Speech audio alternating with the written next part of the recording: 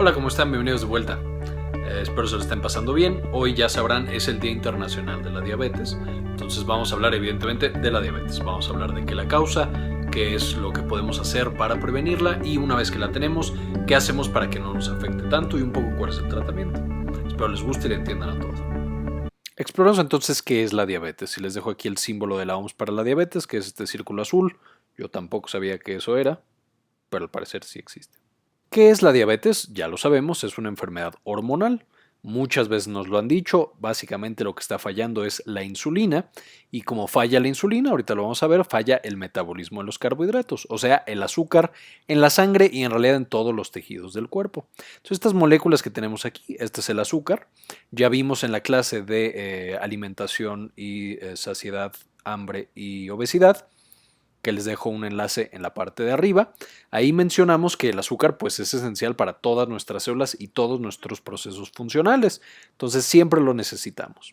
El problema es que la insulina, ahorita lo mencionamos más a detalle, pero es un regulador muy importante. Cuando falla, esta azúcar o esta glucosa que tenemos en el cuerpo aumenta de manera muy importante y sin ningún control. ¿Qué tan grande es el problema? Bueno, ya que le toca un día internacional y la OMS lo reconoce, es porque más o menos 422 millones de personas la padecen. Es ya prácticamente una de las principales causas de muerte en el mundo. Por ejemplo, en el 2012 causó 1.5 millones de muertes directas y la hiperglucemia causó otras 2.2 millones de manera indirecta. ¿Qué son estas indirectas? Desde infartos al corazón, infartos al cerebro y algunas otras patologías. Por esto mismo aumenta de 2 a 3 veces el riesgo de infartos tanto de corazón como de cerebro y está entre las principales causas de ceguera, insuficiencia renal y amputación no traumática. O sea, causas por las cuales dejamos de ver, los riñones dejan de funcionar o nos tienen que amputar partes del cuerpo, principalmente los pies, que no sea asociado a algún trauma, principalmente por automóvil. Entonces, esta es la diabetes. Ahora, ¿qué es lo que lo causa? Vamos a ver. Nosotros evidentemente comemos. Esa es la manera en la cual nosotros obtenemos la glucosa y en general la energía. Entonces, cuando nosotros nos llevamos la comida a la boca, la tragamos, la masticamos, llega a nuestro estómago. El estómago se sigue digiriendo y una vez que llega al intestino lo empezamos a absorber. ¿Qué significa que lo absorbimos? Significa que deshicimos eso que nos comimos, por ejemplo, el plátano o el tomate o la carne que nos llevamos a la boca. Llega al intestino ya hecho pedazos muy pequeños y esos pedazos muy pequeños pasan a la sangre. Pasan muchas cosas, carbohidratos, lípidos, etcétera, pero nos vamos a enfocar en la glucosa, en los carbohidratos que contenía la comida. Entonces, por ejemplo, de ese rico plátano que nos comimos, una gran cantidad de azúcar, de fructosa y de glucosa van a llegar a nuestra sangre. Y en nuestra sangre, evidentemente, lo que tiene que pasar es que estas moléculas de glucosa llegan a nuestras células, salen de la sangre, y entonces las células muy contentas se la comen, la metabolizan y producen energía. Entonces, si estas coloridas células fueran, por ejemplo, de el músculo, pues entonces ya podríamos contraerlo y caminar y correr y lo que sea. Si fueran del corazón, pues ya puede latir y ya puede hacer todas las cosas que necesita hacer. Si fueran neuronas, o sea, del cerebro, ya podríamos pensar y mandar información, etcétera, etcétera. Entonces, una vez que nosotros tenemos estas moléculas de glucosa, la célula hace lo que tiene que hacer. Sin embargo, evidentemente, no toda la glucosa se va a las células. Algo de esa glucosa sobra, se queda en la sangre. Y entonces hay un órgano muy especial que es el páncreas, que recibe la señal de esta glucosa que sobró en la sangre y dice, mira, no sobró, vamos a guardarla para la próxima vez. ¿Qué tal que la próxima vez no encontramos este rico plátano que nos comimos? Y entonces empieza a liberar una hormona, que ya adivinarán, se llama insulina. Esta insulina entonces es la señal para guardar toda la energía que sobró. Ya que todas mis células comieron y ya que todas están haciendo sus funciones, vamos a guardar toda la glucosa que sobró. ¿Dónde la vamos a guardar? La insulina va viajando por todo el cuerpo y entonces, ¿dónde puedo guardar tanta energía? Porque el plátano tenía mucha energía y yo no la usé toda. Pues vamos a ver que se puede guardar el depósito más importante y más grande, va a ser el tejido adiposo, la grasita que tenemos en la barriga y en otros lados. Y ahí la única cosa es que el cuerpo tiene que transformar a través de muchos procesos bioquímicos este azúcar, esta glucosa, la tiene que transformar en grasita. y entonces esa grasa entra en el tejido adiposo y ahí se queda para más adelante, si la necesitamos, volver a convertirla en energía y volver a utilizarla. Otro lugar importante de almacenamiento es el músculo. En el músculo hay la ventaja de que se almacena directamente como glucosa, entonces es fácil y es rápido. Y tenemos también el hígado, que puede almacenar tanto como grasita o como glucosa. Entonces esos son los 3 sitios que nosotros tenemos donde se puede almacenar esa energía que sobró porque comimos de más, por ejemplo. O porque tuvimos poca actividad. Digo, si me como 10 plátanos y me quedo acostado todo el día, probablemente algo de esa energía sobre y entonces se va a almacenar. Ahora, ¿qué es la diabetes en particular? Ya vimos que cuando comemos, la energía que sobra se mete a las células y se guarda en la grasa, el músculo y el hígado a través de la insulina. La diabetes básicamente, ya quedamos, es una enfermedad en la cual la insulina no funciona bien. Entonces tenemos primero el tipo 1, esta diabetes mellitus tipo 1 es básicamente que el sistema inmune enloquece y destruye nuestro páncreas y destruye nuestras células que producían insulina. Entonces como ya no tenemos insulina, por más que la glucosa sobre, no puede entrar a las células para almacenarse, para comer sí, o sea, las células siguen funcionando, las neuronas siguen liberando mensajes, el músculo sigue contrayéndose, porque si no, moriríamos inmediatamente, pero se empieza a almacenar esta glucosa en la sangre. Cada vez hay más y hay más y hay más hasta que alcanza niveles tóxicos. Ahorita vamos a mencionar cómo es esto. La diabetes mellitus tipo 2, que es la más prevalente, esta es la que no le da a los jóvenes, la otra, la autoinmune, pues da desde jovencito, porque el sistema inmune se vuelve loco temprano. Pero la diabetes mellitus tipo 2 es la que más conocemos y es la que asociamos a haber comido demasiado. Ya quedamos que cada vez que nos sobra energía, por ejemplo, si ya nos comemos los 10 plátanos y además le entramos con singular alegría al refresco de los tamales, pues sobra mucha más energía. Entonces, evidentemente, esa energía de nuevo se guarda en músculo y en hígado, pero también se guarda bastante en tejido adiposo. Y entonces el tejido adiposo crece y crece y crece más y crece más. Esto hace que el tejido adiposo cambie. La insulina, que era la que le daba la señal al adiposito que guardara más y más y más energía, llega a un punto en el que el adiposito sabes que no. O sea, ya no puedo guardar más energía, ya te estás pasando. Y entonces empieza a secretar una señal química, varias de estas sustancias liberadas a la sangre, el factor de necrosis tumoral, resistina, cortisol, etc. Y esto lo que hacen es bloquear la acción de la insulina. Y sabes que ya no vas a trabajar, ya te pasaste, ya dejamos que almacenaras todo lo que quisiste, pero se acabó, porque esto ya está muy mal, es demasiado.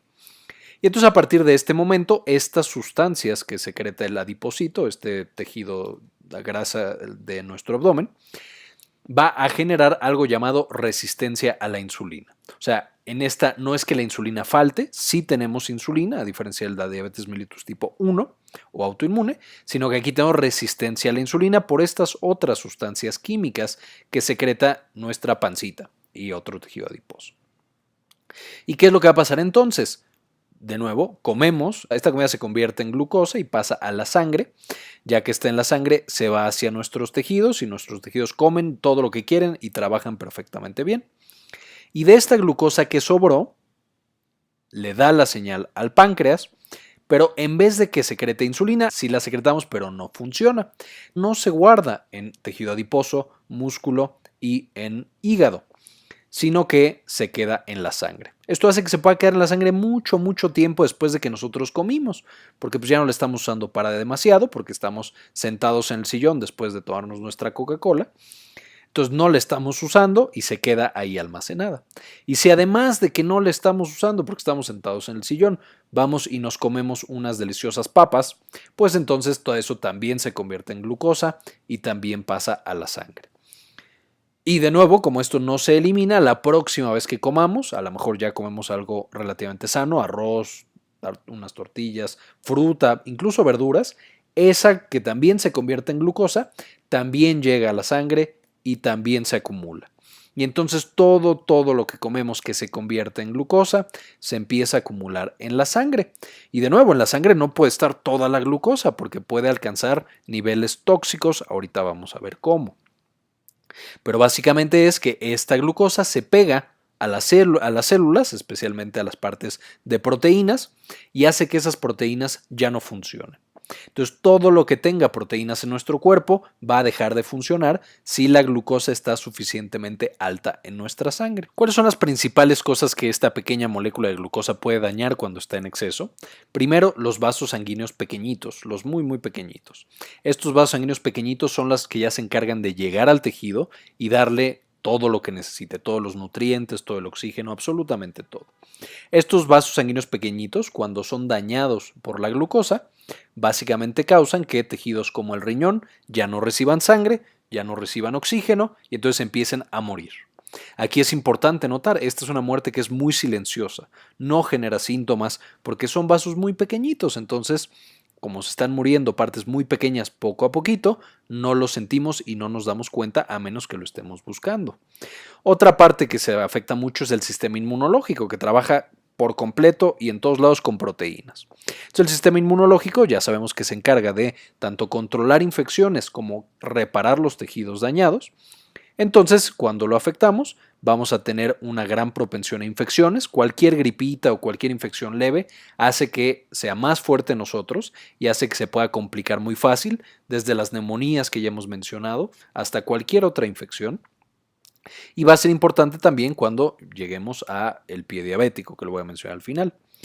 Va a afectar esta glucosa en exceso también a los nervios, entonces puede afectar desde los nervios de las manos y los pies, haciendo que ya no los sintamos o que sintamos así como que se nos acalambran o que los tenemos débiles, que no los podemos mover bien.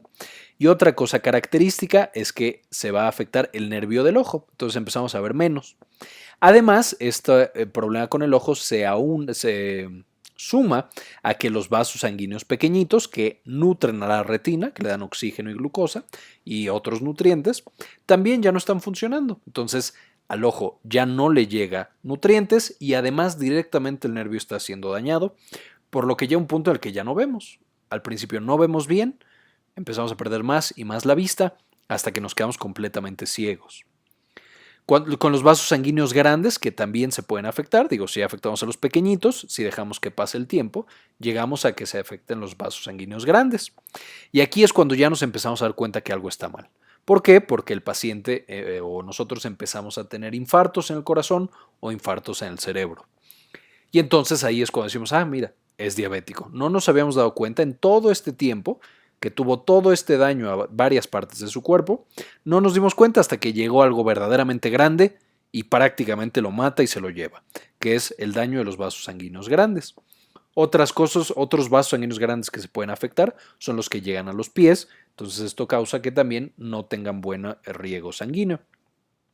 Si nosotros juntamos estas cuatro, daño a vasos pequeños, grandes, a nervios y al sistema inmunológico, vamos a poner uno de los ejemplos más evidentes que tenemos en la diabetes, que es el pie. A fin de cuentas, el pie es una estructura que está lejos del corazón y que los nervios tardan mucho en llegar. Entonces, lo que pasa es que los nervios se afectan, ya no sentimos bien el pie, ya no lo movemos bien, entonces está en posiciones extrañas y lo empezamos a lastimar. Eso hace que nosotros desarrollemos pequeñas úlceras muy pequeñitas por usar zapatos o por pisar mal, por el daño a los nervios. Al tener estas úlceras, el sistema inmunológico no es capaz de reparar esa úlcera. Y además, los vasos sanguíneos no le dan nutrientes a este pie para que se repare. Entonces la úlcera se queda y empieza a crecer. Las bacterias evidentemente llegan y viven en esa úlcera. El sistema inmunológico no es capaz de detener esas bacterias y entonces el paciente desarrolla algo llamado pie diabético, en el cual estas úlceras crecen, se infectan y muchas veces pueden incluso perder las extremidades. Entonces, esta es una de las complicaciones que ejemplifica cuando ya tenemos daño en todas las estructuras, vasos sanguíneos pequeños, vasos sanguíneos grandes, el sistema inmunológico y nervios. Y lo importante es que siempre las primeras fases van a ser asintomáticas. O sea, al principio no tenemos ningún síntoma, ni dolor de cabeza, ni sueño, ni fatiga, nada. ¿Por qué? Porque nuestras células sí pueden comer la glucosa, sí pueden utilizarla. Entonces son completamente normales y no nos damos cuenta hasta que es muy tarde que esta glucosa estaba demasiado alta, ya destruyendo nuestras proteínas y por lo tanto los vasos sanguíneos pequeños, grandes, los nervios y el sistema inmunológico. Ahora, si no nos atendemos, si no nos revisamos, ¿qué es lo primero que vamos a sentir con la diabetes? Las 4 principales características es poliuria, o sea, voy mucho al baño, porque toda esta azúcar o toda esta glucosa que tengo en la sangre sale ya por el riñón y jala mucha agua, entonces orino cada 2 minutos. Tengo polifagia, muchísima hambre, porque como tengo tanta glucosa que no puede ser usada por mis células para ser almacenada, entonces al no haber almacenes, el cuerpo dice, oye, no estoy almacenando nada, me está faltando comida, come más. Y entonces el paciente come más, trata de almacenar más, menos funciona su insulina y más se complica. Polidipsia le da muchísima sed a la persona porque al haber tanta glucosa que se está yendo por orina, pues está deshidratada la persona. Y por último tenemos pérdida de peso. Esto de nuevo es porque estamos empezando a secretar todas estas hormonas que secreta el tejido adiposo, ya mencionamos factor de necrosis tumoral, cortisol y las demás, empiezan a ya dañar a nuestro músculo, a nuestro resto del tejido y empezamos a perder mucho peso, muy rápido. Esta pérdida de peso no es saludable y no debe de mantenerse. Esto significa que ya el paciente está muy descontrolado. ¿Qué otras cosas podemos presentar? Ya quedamos en la polidipsia y la polifagia, pero también como letargo y estupor. Ya una persona que está así como confundida, que no despierta bien, esa es una diabetes muy severa y mal controlada. En los ojos empezamos ya a tener daño al nervio óptico, entonces ya vemos borroso. En el aliento podemos oler como a cuerpos cetónicos, dicen ahí como a manzana echada a perder.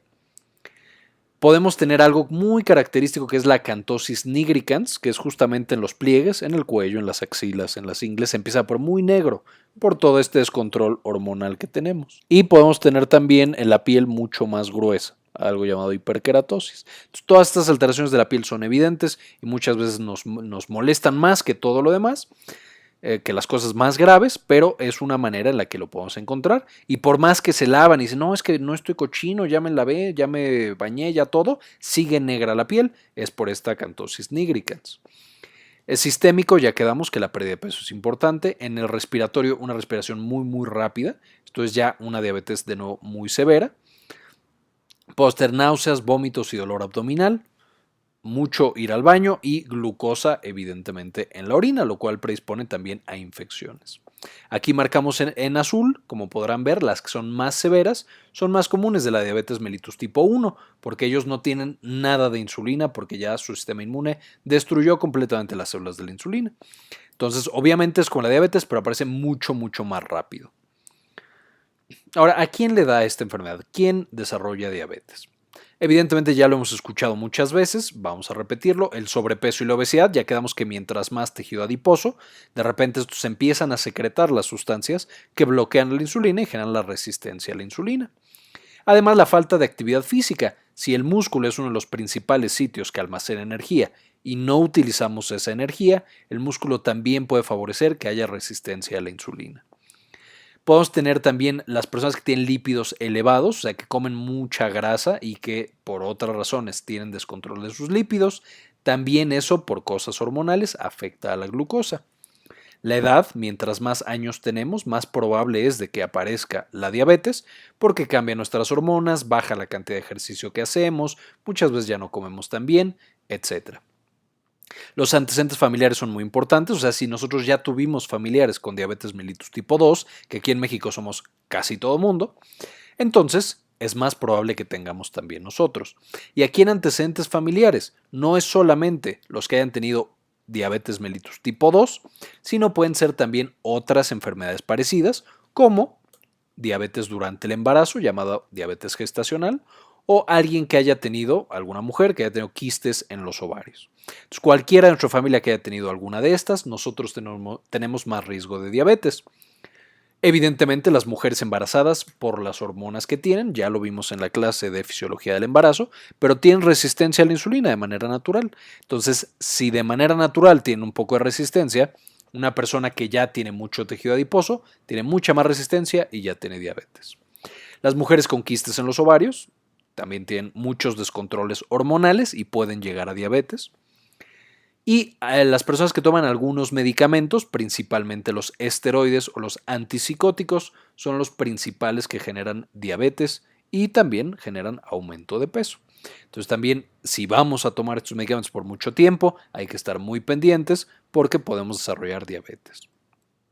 Ahora, ¿cómo se diagnostica? ¿Cómo sé si yo tengo diabetes o cómo el médico, que es el que hace el diagnóstico, va a saber si tengo diabetes o no?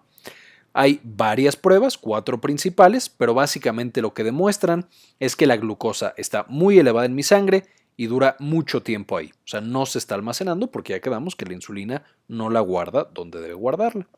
Entonces, ¿qué pruebas tenemos? Una de las más usadas es la curva de tolerancia a la glucosa oral, o sea, hacemos que tomen X cantidad de glucosa y lo medimos 2 horas después y si está demasiado elevado o si dura demasiado, eso ya es diabetes porque esa insulina no está funcionando. Si la persona lleva 8 horas sin comer y su glucosa está muy alta, significa que la última comida se quedó demasiado tiempo en la sangre, de nuevo, la insulina no funciona. Si la glucosa está demasiado elevada en cualquier momento del día, o sea que ya está alcanzando niveles tóxicos, pues evidentemente ya es diabetes porque ya está generando esta toxicidad por glucosa. Y una prueba que se llama hemoglobina glucosilada, que básicamente mide una proteína que está en la sangre, entonces esa proteína siempre está conviviendo con el azúcar. Entonces, si esa hemoglobina está demasiado pegada a la glucosa, o sea, demasiadas moléculas de glucosa se le pegaron, es que la glucosa estuvo muy alta. Veremos que el de las pruebas que más se están usando ahorita para monitoreo y para todo es justo esta, la hemoglobina glucosilada, que es bastante precisa y nos dice qué tan elevada estuvo la glucosa en los 3 meses anteriores, lo cual es muy bueno. Ahora, tratamiento. Aquí les pongo más o menos cómo es el tratamiento. Esto evidentemente debe hacerlo un médico. Entonces, cualquier duda o cualquier otra cosa, tienen que visitar a su médico para que les diga cuál es el que más les conviene. Y cuando hablen con su médico, no olviden siempre que la base del tratamiento, si quedamos que las células del tejido adiposo, la grasita de la barriga, es la que más genera estas sustancias que generan resistencia a la insulina, pues tenemos que deshacernos de esa grasita. Tenemos que hacer dieta y tenemos que hacer ejercicio. Esto va a hacer que vayamos consumiendo menos glucosa, entonces disminuye la toxicidad por glucosa. También la dieta hace que bajemos de peso, entonces eso disminuye las hormonas que hacen que la insulina deje de funcionar. Y el ejercicio, además de que es bueno para el corazón y para el cerebro, hace también que se gaste la energía del músculo y disminuya la resistencia a la insulina. Ahora, además de estas dos que todos los pacientes deben tener, no importa qué tan avanzado o qué tan empezando estén con su diabetes, siempre deben tener estas dos. ¿Qué otra cosa puede recetar el médico? A lo mejor una cosa llamada metformina. Esto le ayuda a la insulina a trabajar. O la glibenclamida, que obliga al páncreas a secretar más insulina, con por supuesto el riesgo de que si mi insulina ya no sirve, ¿de qué me sirve secretar más? Pero bueno, ambas pueden ser usadas en pacientes diferentes.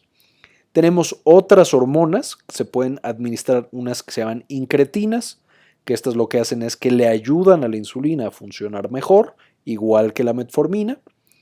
Y si nada de esto funciona, directamente lo que hacemos es aplicar insulina.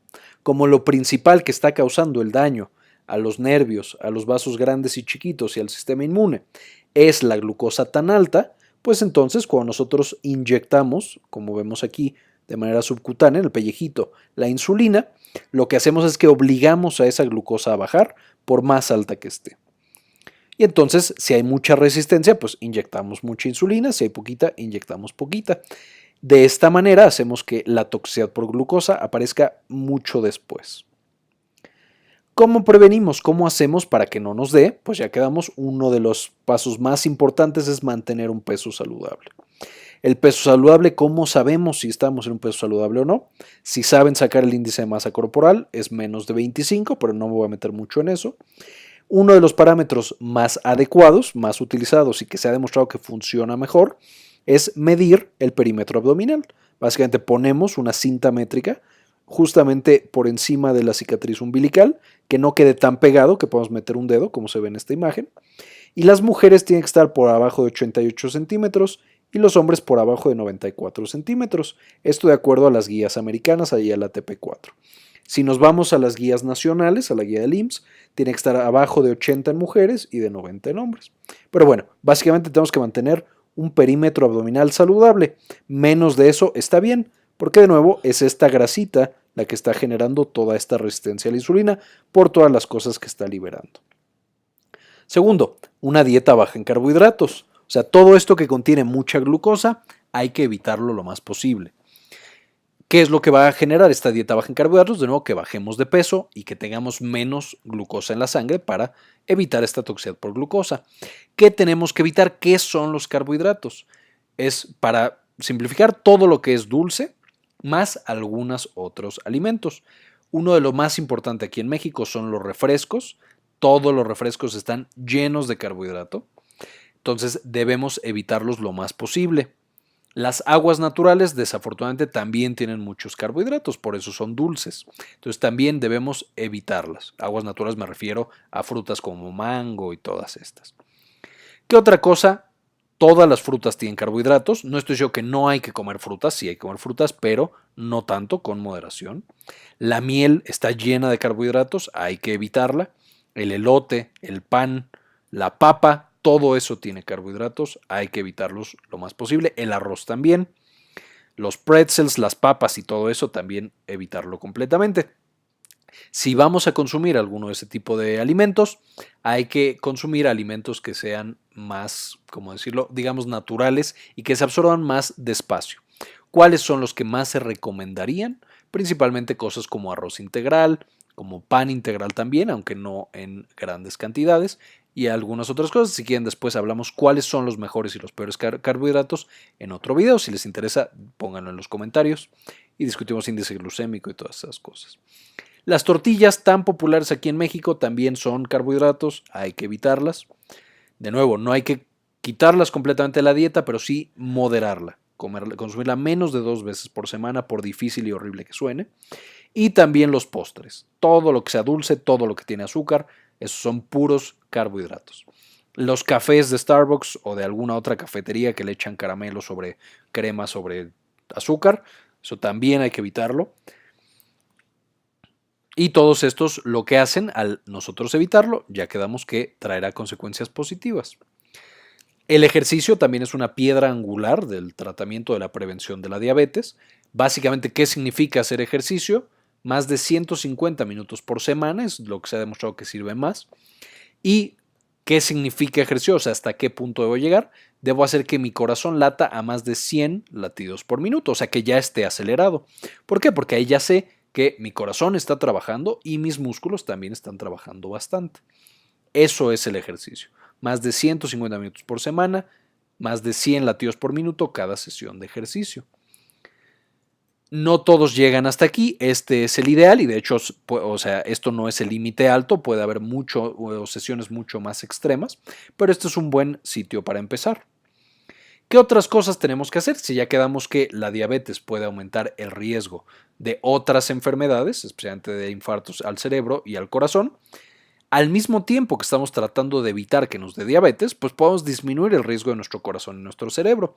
¿Cómo? Me puedo medir los lípidos, específicamente el colesterol, tanto el bueno como el malo, medirme la presión arterial para que esté en el rango adecuado, ahorita vamos a ver cuál es. Tomarme la glucosa de vez en cuando, especialmente si tengo factores de riesgo y estoy gordito. Y no fumar, que esto va a ser la recomendación casi en todas las clases que hemos visto. No fumar es de lo más importante que podemos hacer para cuidar nuestra salud. Ahora, ¿qué pasa si ya soy diabético? Ok, ya me diagnosticaron, hoy llego y el doctor me dice, ¿sabe qué? Usted es diabético.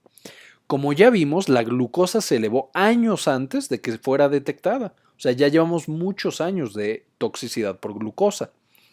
Entonces, ¿cómo sé qué tanto daño me ha hecho esa glucosa alta? Lo que tengo que hacer en ese momento y a partir de ese momento, el resto de mi vida, necesito tomarme la hemoglobina glucosilada. Esto nos va a decir qué tanta glucosa se pegó a nuestra hemoglobina, que es una proteína que tenemos en la sangre. Y entonces, si la tuvimos muy elevada los 3 meses anteriores, va a salir más de 6.5.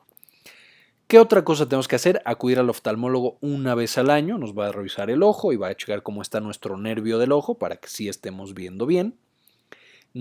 Tenemos que hacernos una prueba de orina, si ya el riñón está siendo afectado, si ya le está faltando oxígeno, a lo mejor otra cosa ya les está siendo dañado. Vamos a tener albúmina en la orina, muy poquita, pero ahí va a estar la albúmina, lo cual no es normal en un riñón sano. Vamos a necesitar una revisión de los pies por un médico cada 6 meses, que básicamente va a checar cómo está todo el pie, si sentimos el talón, la punta, los dedos, etcétera, si tenemos buena circulación sanguínea, etcétera. Y nos va a decir, ¿sabes qué? Si estás sano de tus pies, o sabes que no, tienes que empezar a usar zapatos diferentes, o tienes que bañarte o lavar los pies ya solo con agua tibia, etcétera. Tenemos que checar nuestra presión arterial. Si ya soy diabético, necesariamente tengo que mantenerla abajo de 130/80 y controlar el colesterol cuando está alto, especialmente el colesterol malo, que es el LDL. Muchas veces nos van a dar medicamentos llamados estatinas, pero bueno, eso ya es cosa del médico cuando nos esté revisando. Esta es la evaluación completa, o bueno, esta es la evaluación inicial y basal que hay que hacerse siempre que ya somos diabéticos. Todas estas pruebas, por lo menos una vez al año, y hay algunas que son más de una vez al año, por ejemplo la hemoglobina glucosilada, la presión arterial, etc. Y bueno, si quieren saber más, aquí les dejo de dónde saqué la información y les dejo algunos artículos para que lean más y se enteren más del tema por si les interesa. Bien, eso fue todo por la clase de hoy, espero les haya gustado y la hayan entendido. No olviden suscribirse en el botón rojo de abajo. Cualquier pregunta o comentario déjenlo también en los comentarios y como siempre, ayúdenos a cambiar el mundo, compartan la información.